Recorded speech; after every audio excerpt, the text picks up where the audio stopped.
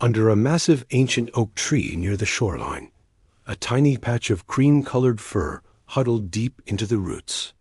It was Sugar. She was barely 7 weeks old. A petite Siamese kitten with dark seal-brown points that made her almost disappear against the damp bark. Her stomach was a tight knot of hunger, and her little paws were numb from the frost on the pine needles. She hadn't always been alone. She remembered the warmth of a box and the hum of a truck engine, but then the door had creaked open. A hand had set her down, and the tires had crunched away on the gravel, leaving her in a silence so big it felt like it would swallow her whole. Sugar let out a tiny, shaky mew sound that barely carried past the next bush. She didn't know that just up the ridge, a pair of heavy, slow-moving work boots were crunching through the leaves.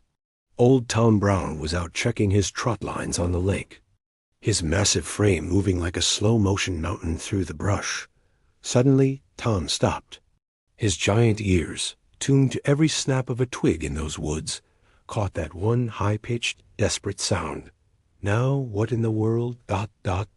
Tom rumbled, his shaggy white beard catching the light as he peered into the shadows of the oak.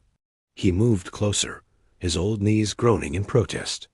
There, tucked against the root, was a shivering ball of fluff, her blue eyes wide with a mix of fear and pleading.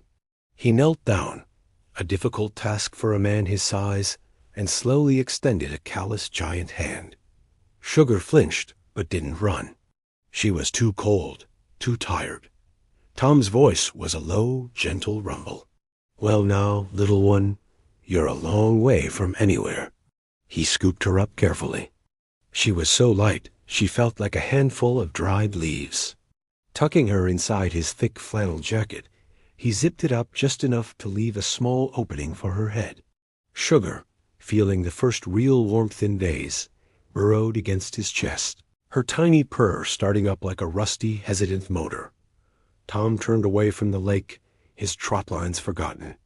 "Let's get you home," he murmured, his big hand patting her gently through the fabric of his coat. As he walked, the first flakes of an early winter snow began to drift down, blanketing the woods in a soft, quiet white. Back at his small cabin, the smell of wood smoke and coffee filled the air. Tom set Sugar down on a soft rag rug in front of the crackling wood stove. He warmed up a little bit of milk and offered it to her in a saucer. She lapped it up greedily, her whole body vibrating with the effort. When she was done, she looked up at the giant man who had saved her, and for the first time, she felt safe. She wobbled over to his worn-out leather boot, curled up against it, and fell into a deep, dreamless sleep.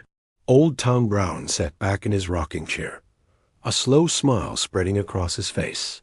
He hadn't known he needed a tiny ghost in his cabin, but now that she was here, the quiet little house felt more like a home than it had in years.